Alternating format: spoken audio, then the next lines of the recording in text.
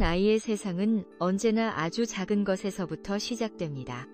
저에게는 그것은 냄새였습니다. 건축가인 아빠에게선 언제나 종이와 나무, 그리고 커피 냄새가 났습니다. 화장품 회사 임원인 엄마에게선 우아한 꽃향기가 났죠. 한남동의 우리 집 펜트하우스는 늘 완벽했고 그 두 가지 익숙한 냄새로 가득했습니다. 그것은 완벽함의 냄새였습니다. 하지만 어느 날 낯선 향기가 끼어들었습니다. 그날 밤 저는 소파에서 자는 척을 하고 있었습니다. 엄마가 돌아왔을 때 집안은 얼음장처럼 차갑고 고요했습니다.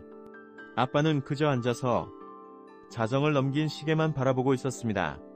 문이 열리자 엄마가 환한 미소와 함께 들어왔습니다. 자기야, 아직 안 잤어? 미안. 파트너사 미팅이 생각보다 너무 길어져서 와인을 얼마나 마셨는지 몰라. 괜찮아. 피곤하겠다. 어서 씻어. 엄마가 아빠의 뺨에 가볍게 입을 맞췄습니다. 바로 그때 제가 그 냄새를 맡았습니다. 제가 한 번도 맡아본 적 없는 진하고 관능적인 향수 냄새. 그건 엄마의 냄새가 아니었습니다. 그 냄새는 와인 향을 압도하며 당시에 제가 이해할 수 없는 무언가를 감추고 있었습니다.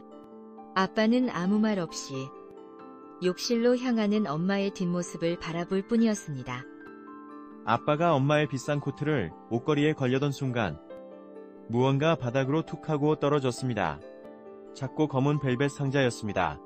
아빠의 손이 떨리는 것을 보고 제 심장도 철렁 내려앉았습니다. 저는 실눈을 뜨고 몰래 훔쳐봤습니다. 그 안에는 칠흑 같은 어둠을 닮은 만년필한 자루가 들어있었습니다. 나중에야 알게 되었지만 그건 몽블랑의 리미티드 에디션이었고 펜클립에는 백금으로 새겨진 이니셜 K가 빛나고 있었습니다. K. 아빠의 이름에도 엄마의 이름에도 제 이름에도 없는 이니셜이었습니다. 아빠는 조용히 상자를 닫아 아무 일 없었다는 듯이 엄마의 코트 주머니에 다시 넣었습니다. 그날 밤 아빠의 침묵은 어떤 고함보다도 무서웠습니다. 아빠가 다시 소파에 몸을 묻었을 때 휴대폰 화면이 번쩍하고 켜졌습니다. 발신인을 알 수 없는 번호로 온 짧은 문자 메시지였습니다. 당신 아내. 당신이 아는 그런 사람 아닙니다. 2. 저는 두 눈을 꼭 감고 잠든 척했지만 K라는 이니셜과 낯선 향기에 대한 질문이 제 어린 마음속을 계속 맴돌았습니다. 우리 가족이라는 완벽한 그림에 첫 번째 흠집이 생기는 순간이었습니다. 그날 이후 집안의 공기는 이상하게 변했습니다. 아빠는 말이 없어졌고 엄마는 부쩍 예민해졌습니다. 저는 까치발로 걸어야 할 것 같은 기분이었습니다. 아빠가 진우 삼촌, 변호사이자 아빠의 가장 친한 친구와 통화하는 것을 엿들었던 기억이 납니다. 혹시 청담동에 있는 르자르댕 누아르라는 레스토랑 알아? 르자르댕 누아르? 갑자기 거긴 왜? 거기 VVIP만 들어가는 멤버십 레스토랑이잖아. 한 끼에 몇백은 우습게 깨지는 곳인데 무슨 일인데? 아빠는 서둘러 전화를 끊었습니다. VVIP가 뭔지는 몰라도 엄마가 그렇게 비싼 곳에 대해 말한 적이 없다는 건 알았습니다. 며칠 뒤에 진짜 비극이 시작되었습니다. 그날 엄마는 출장을 가야 한다며 저를 외할머니 댁에 데려다 주기로 했습니다. 하지만 갑자기 계획을 바꿨습니다. 엄마는 강남의 한 고급 카페로 차를 몰았고 제게 태블릿을 쥐어주며 말했습니다. 우리 하은이 착하네. 차에서 영화 보고 있어. 엄마 파트너 잠깐만 만나고 올게. 저는 차창 너머로 엄마가 낯선 남자와 앉아있는 것을 보았습니다. 그는 아주 부유해 보였고 엄마를 바라보는 그의 눈빛이 저는 싫었습니다. 그리고 저는 봐서는 안 될 것을 보고 말았습니다. 테이블 밑으로 그 남자의 손이 엄마의 손을 꼭 잡고 있었습니다. 바로 그 순간 아빠에게서 전화가 걸려왔습니다. 진우 삼촌이었습니다. 전화기 너머로 삼촌의 당황하고 망설이는 목소리가 들려왔습니다. 방금 내 와이프 서아씨 봤어. 혼자가 아니야. 어떤 남자랑 같이 있는데 권지혁 대표 같아. 테이블 밑으로 손을 잡고 있는 것 같았어. 권지혁, K. 만년필의 그 이니셜. 마지막 퍼즐 조각이 맞춰졌습니다. 제 세상이 두 동강 나는 기분이었습니다. 그날 밤, 아빠는 제가 본 적 없는 얼굴로 집에 돌아왔습니다. 먼지 쌓인 결혼 앨범을 꺼내 들었습니다. 우리 결혼할 때 생각난다. 네, 제일 친한 친구. 맞지? 이름이 뭐였지? 아, 혜진이? 아, 걔는 졸업하고 유학 간 뒤로 연락이 끊겼어. 나도 어떻게 사는지 궁금하네. 엄마는 거짓말을 했습니다. 저는 엄마가 거짓말을 하고 있다는 걸 알았습니다. 바로 지난주에 엄마가 혜진 이모와 영상 통화하는 것을 봤기 때문입니다. 그날 밤, 엄마가 잠든 후, 저는 아빠가 서재에서 혜진 이모의 이름을 검색하는 것을 보았습니다. 그리고 아빠는 찾아냈습니다. 혜진 이모가 파티에서 엄마와 함께 찍은 사진을, 엄마의 옆에 바싹 붙어 어깨를 감싸고 있는 남자. 바로 카페에서 봤던 그 남자. 권지혁이었습니다. 아빠는 컴퓨터 화면 앞에서 오랫동안 미동도 없이 앉아 있었습니다. 저는 처음으로 아빠의 등이 그렇게 외로워 보일 수 있다는 걸 알았습니다. 아빠는 더 이상 제가 알던 든든한 아빠가 아니었습니다. 아빠는 휴대폰을 들어 제가 이해할 수 없는 단어들을 검색창에 입력했습니다. 흥신소, 그리고 사설탐정. 아빠는 자신이 받은 갈색 서류 봉투에 대해 제게 말해주지 않았지만 저는 보고 말았습니다. 봉투 안에 있던 사진들을 엄마가 혼자 출장을 간다던 그 주말, 부산의 한 고급 호텔에서 권지혁이라는 남자와 함께 있는 사진들을, 사진 속 엄마의 미소는 제가 오랫동안 아빠에게서는 보지 못했던 정말 행복해 보이는 미소였습니다. 그날 저녁, 아빠는 평소보다 일찍 집에 왔습니다. 그는 모든 사진과 서류들을 커피 테이블 위에 펼쳐놓았습니다. 그리고 침묵 속에서 엄마를 기다렸습니다. 그리고 엄마가 돌아왔습니다. 자기야, 나 왔어? 오늘 일찍 왔네? 무슨 좋은 일이? 엄마의 목소리는 테이블 위의 광경을 발견하고 중간에 끊겼습니다. 엄마의 미소는 그대로 얼어붙었고 얼굴은 새하얗게 질렸습니다. 이게 다 뭐야? 자기, 나 미행했어? 어떻게 이럴 수가 있어? 앉아. 엄마는 울며 변명하기 시작했습니다. 아니야. 이건 오해야. 자기가 생각하는 그런 거 아니라고. 이건 누가 우리를 음해하려는 거야. 당신도 알잖아. 내 위치가 되면 시기하는 사람이 얼마나 많은지. 이건 전부 조작된 거야. 오해? 그럼 이 사진은 뭔데? 10월 12일. 강릉으로 세미나 간다던 날이네. 근데 장소는 부산 시그니엘 호텔이고 옆에는 권지혁이 있네? 이것도 조작인가? 이 카드는 뭐야? 내 동의도 없이 만든 VVIP 카드. 청담동 명품샵. 프렌치 레스토랑. 주말 골프클럽. 지난 6개월간 수억 원에 달하는 이 지출 내역은? 이것도 회사를 위한 일이었나? 말해봐. 윤서아. 바로 그 순간, 저는 더 이상 참을 수 없었습니다. 저는 눈물이 그렁그렁한 채로 제 방에서 뛰쳐나왔습니다. 아빠, 엄마, 그만 싸우세요. 두 사람은 그대로 얼어붙었습니다. 끔찍했던 말다툼이 갑자기 멈췄습니다. 엄마는 그 자리에 주저앉아 저를 끌어안고 흐느끼기 시작했습니다.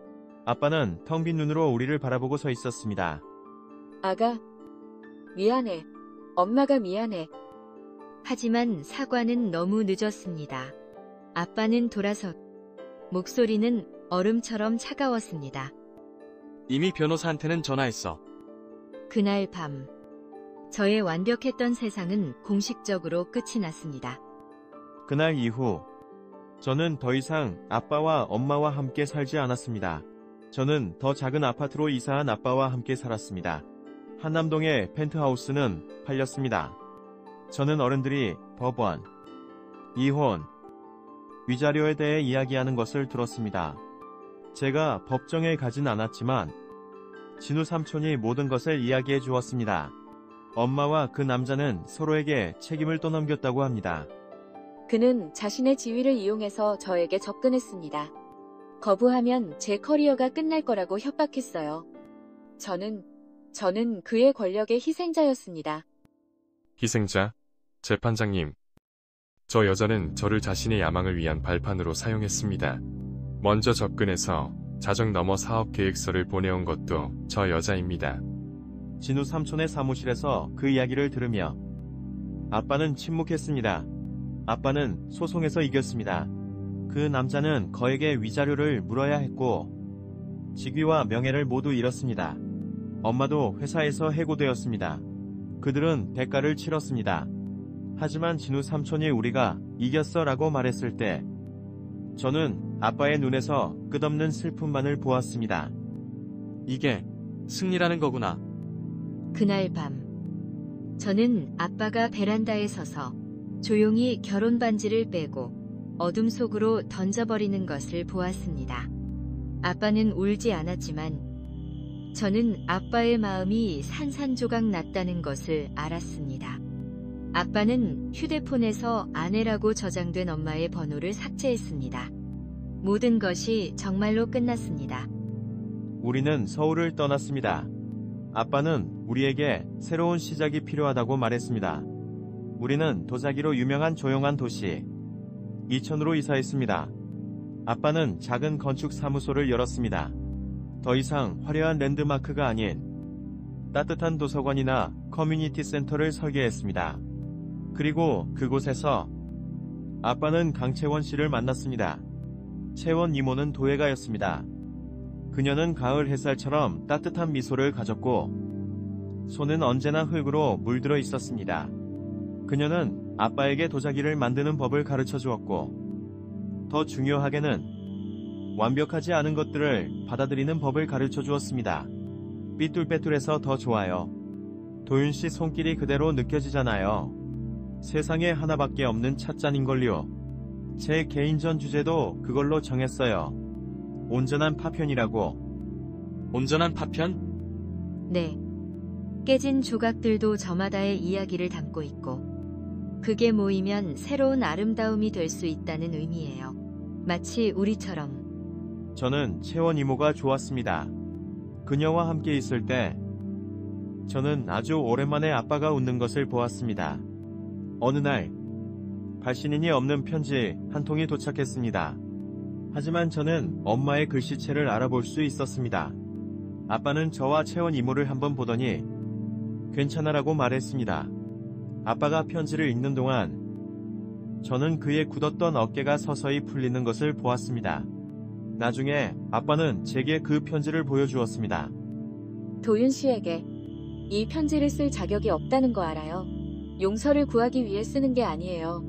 그냥 내 소식을 전하고 싶었어요. 나는 지금 바닷가 작은 마을에 살고 있어요. 동네 작은 도서관에서 사서로 일해요. 처음으로 거짓 없는 삶을 살고 있어요. 화려하지는 않지만 매일 밤 두 발 뻗고 편히 잠들 수 있다는 게 이렇게 행복한 일인지 몰랐네요. 진우 씨 통해서 당신 소식 들었어요. 새로운 일을 시작했다는 것. 그리고 좋은 사람을 만났다는 것도요. 정말 진심으로 축하해요. 부디 행복하세요. 아빠는 편지를 접었습니다. 그의 눈에 있던 증오는 사라지고 평온함만이 남아 있었습니다. 엄마의 편지는 아빠를 과거에 묶어두는 사슬이 아니었습니다. 그것은 아빠를 완전히 자유롭게 해준 마지막 열쇠였습니다. 끝났어. 이제 정말 다. 알고 있었어요. 아빠는 채원 이모의 손을 잡았습니다. 그리고 처음으로 제 손도 함께 잡았습니다. 우리 셋, 각기 다른 세계의 파편이 새로운 그림을 만들어가고 있었습니다. 우리 가족은 한때 완벽한 예술 작품이었지만 거짓말로 만들어진 것이었습니다. 진실이 드러났을 때 그것은 산산조각 났습니다. 하지만 아빠는 그 파편들 속에서 자신의 삶을 재건하는 법을 배웠습니다. 엄마는 진실된 삶을 사는 법을 배웠습니다. 그리고 그 붕괴의 중심에 서 있던 아이였던 저는 때로는 진심으로 이어붙인 파편들이 거짓된 완벽함보다 더 아름답고 단단할 수 있다는 것을 배웠습니다. 아빠와 채원 이모, 그리고 저는 시골길을 함께 걸었습니다. 천천히, 하지만 단단하게. 함께 앞으로 나아갔습니다. 우리의 새로운 여정은 이제 막 시작되었습니다. 시간은 흙을 단단하게 만들고 아이를 자라게 합니다. 이천에서의 삶은 조용히 흘러갔습니다. 아빠는 더 이상 밤늦게까지 일하지 않았고 채원 이모의 작업실에서 들려오는 물레 소리는 우리 집의 새로운 자장가가 되었습니다. 저는 채원 이모가 좋았습니다. 그녀는 제게 엄마가 되어주려고 애쓰지 않았습니다. 그저 채원 이모 자신으로 제 곁에 있어 주었습니다. 따뜻하고 단단하게요. 하지만 제 마음 한구석에는 여전히 비어있는 방 하나가 있었습니다. 그 방의 문에는 엄마라는 이름이 희미하게 새겨져 있었습니다. 어느 날 밤, 저는 아무도 모르게 옛날 앨범을 꺼내보았습니다. 화려한 드레스를 입고 세상에서 가장 행복한 미소를 짓고 있는 엄마의 사진, 그 옆에 서 있는 젊은 아빠, 완벽했던 그 시절의 사진을 보자 저도 모르게 눈물이 뚝 떨어졌습니다. 그때 채원 이모가 조용히 제 옆에 와 앉았습니다. 이모는 아무것도 묻지 않고 그저 제 등을 가만히 쓸어주었습니다. 하은아, 보고 싶으면 보고 싶다고 말해도 괜찮아. 슬프면 울어도 괜찮아. 내 마음은 틀리지 않았어. 그날 밤 아빠와 채원 이모는 오랫동안 이야기를 나누었습니다. 며칠 뒤 아빠가 제게 조심스럽게 물었습니다. 하은아, 우리 엄마 보러 갈까? 심장이 쿵 내려앉았습니다. 두려웠지만 동시에 아주 오랫동안 기다려온 질문이었습니다. 저는 조용히 고개를 끄덕였습니다. 우리가 도착한 곳은 편지에 쓰여있던 작은 바닷가 마을이었습니다. 비릿한 바다 냄새와 끼룩거리는 갈매기 소리가 서울의 소음과는 너무나도 달랐습니다. 엄마는 동네의 작은 도서관에서 일하고 있었습니다. 책들 사이에 서 있는 엄마의 모습은 제가 기억하던 화려한 모습과는 거리가 멀었습니다. 비싼 옷 대신 수수한 면은 원피스를 입고 있었고 완벽했던 화장은 옅어져 주근깨가 보였습니다. 하지만 이상하게도 저는 지금의 엄마가 더 편안해 보인다고 생각했습니다. 엄마는 우리를 보고 잠시 숨을 멈췄습니다. 그리고 천천히 다가와 제 눈높이에 맞춰 무릎을 꿇었습니다. 하은이, 우리 딸, 많이 컸네. 저는 아무 말도 할 수 없었습니다. 그저 눈물만 흘렀습니다. 엄마는 저를 다그치거나 변명하지 않았습니다. 그저 함께 울어주었습니다. 엄마가 우리 하은이한테 너무 큰 상처를 줬어. 정말 미안해. 어떤 말로도 용서받을 수 없다는 거 알아. 그래도 정말 미안하다. 내 딸. 우리는 도서관 앞 작은 벤치에 앉아 한참을 보냈습니다. 엄마는 자신의 새로운 삶에 대해 이야기했습니다. 아이들에게 책을 읽어주는 기쁨. 소박한 저녁 식사의 행복 같은 것들이었습니다. 엄마의 손에는 더 이상 비싼 반지가 없었지만 그 손으로 제 손을 잡아주었을 때 저는 잊고 있던 온기를 느꼈습니다. 헤어질 때 엄마는 제 손에 작은 소라 껍데기 하나를 쥐어주었습니다. 귀에 대면 파도 소리가 들리는 바다의 비밀을 간직한 껍데기였습니다. 돌아오는 차 안에서 저는 한마디도 하지 않았습니다. 하지만 마음은 더 이상 폭풍을 치는 바다가 아니었습니다. 잔잔하게 파도가 밀려오는 고요한 해변 같았습니다. 그날 저녁, 저는 채원 이모에게 엄마가 준 소라 껍데기를 보여주었습니다. 이모는 미소를 지으며 껍데기를 받아들고 귀에 대보았습니다. 와, 정말 바다 소리가 들리네. 하은이의 소중한 보물이 하나 더 생겼구나. 잘 간직하자. 이모는 그 껍데기를 제 책상 위, 자신이 저와 함께 만든 삐뚤빼뚤한 연필꽂이 옆에 놓아주었습니다. 그 순간 저는 깨달았습니다. 제 세상에는 두 개의 방이 있다는 것을. 한쪽은 저를 낳아준 엄마의 방, 다른 한쪽은 제게 새로운 삶을 선물해준 채원 이모의 방. 저는 더 이상 어느 한쪽 문을 닫으려 애쓰지 않아도 되었습니다. 두 분은 다른 사람이었고 저를 다른 방식으로 사랑해 주었습니다. 아빠와 채원 이모. 그리고 저는 여전히 깨진 조각들일지 모릅니다. 하지만 이제 우리는 또 다른 조각, 바다 건너편에 있는 엄마라는 조각과 희미하게 남아 이어졌습니다. 우리의 그림은 더 이상 완벽하지 않았습니다. 하지만 수많은 금빛선으로 이어붙인 세상에서 가장 솔직하고 아름다운 킨츠기의 작품이 되어가고 있었습니다. 저는 그 그림 안에서 비로소 온전하게 숨을 쉴 수 있었습니다. 소라 껍데기는 제 책상 위에서 조용히 바다를 노래했습니다. 그것은 더 이상 비밀스러운 물건이 아니었습니다. 아빠도, 채원 이모도 그 존재를 알았고, 가끔 엄마와 영상통화를 할 때면 화면 너머의 엄마는 껍데기가 잘 있는지 묻곤 했습니다. 제 세상의 두 개의 방은 이제 희미한 복도로 연결되었습니다. 조심스럽고 아직은 어색하지만 분명한 길이었습니다. 시간이 흘러 제 생일이 다가왔습니다. 작년 생일에 저는 새 자전거를 선물로 받았습니다. 하지만 올해 제 소원은 조금 달랐습니다. 저녁 식탁에서 저는 용기를 내어 말했습니다. 이번 생일에는 네, 명이서 같이 밥 먹고 싶어요. 숟가락을 들던 아빠의 손이 멈칫했습니다. 채원 이모는 말없이 저를 바라보았습니다. 정적이 흘렀습니다. 4명. 아빠, 채원 이모, 그리고 엄마. 그것은 불가능한 소원처럼 들렸을 겁니다. 어른들의 복잡한 감정을 무시한 어린아이의 이기적인 부탁이었을지도 모릅니다. 하은아, 그건 좀 힘들지 않을까? 왜 힘들어요? 하은이 생일인데.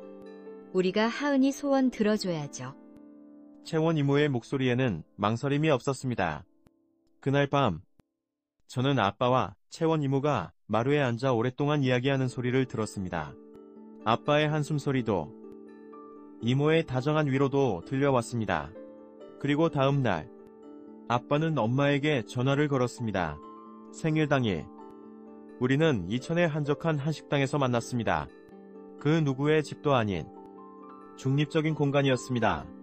엄마는 약속 시간보다 조금 일찍 와서 우리를 기다리고 있었습니다. 긴장한 듯 손을 계속 만지작거렸습니다. 식탁에 4사람이 마주 앉았을 때의 어색함은 숨이 막힐 정도였습니다. 아빠는 창밖만 바라보았고 엄마는 찻잔만 내려다보았습니다. 그 침묵을 깬 것은 또다시 채원 이모였습니다. 서아씨, 오시느라 힘드셨죠? 하은이가 오늘 아침부터 얼마나 기다렸는지 몰라요. 아니에요. 와야죠. 불러주셔서 감사해요. 채원 씨, 그 한마디, 감사해요 라는 말에 식탁 위의 얼음이 조금 녹아내리는 것 같았습니다. 식사가 시작되고 대화는 저를 중심으로 이어졌습니다. 학교 생활, 친구 이야기, 새로 생긴 강아지 이야기. 그러다 엄마가 조심스럽게 채원 이모에게 말을 건넸습니다. 하은이 잘 돌봐주셔서 정말 감사해요. 제가 할 수 없었던 일들을. 하은이가 워낙 사랑스러운 아이인걸요. 두 사람의 대화를 듣고 있던 아빠의 어깨에서 힘이 조금 빠지는 것이 느껴졌습니다.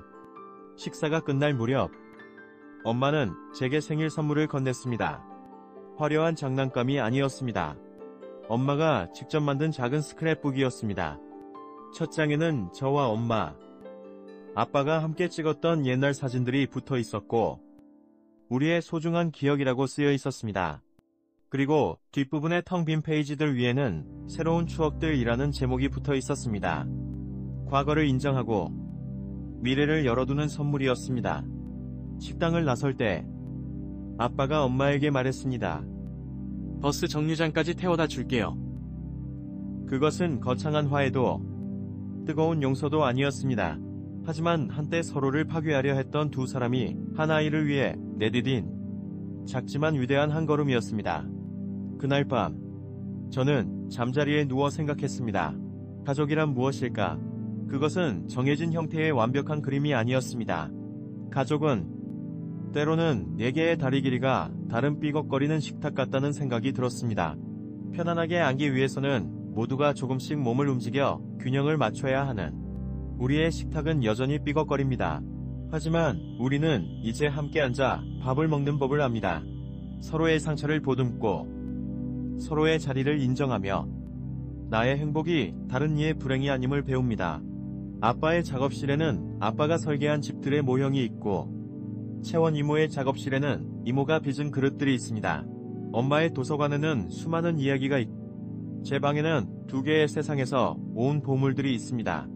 우리는 각자의 세상에서 각자의 이야기를 만들고 있습니다. 그리고 가끔 생일이나 명절 같은 특별한 날에 우리는 어색한 식탁에 함께 모여 앉아 새로운 추억들이라는 빈 페이지를 한 장씩 채워나갈 것입니다. 그것이 바로 우리 가족의 방식입니다. 부서졌기에 더 단단하고 완벽하지 않기에 더 아름다운 우리만의 캔치기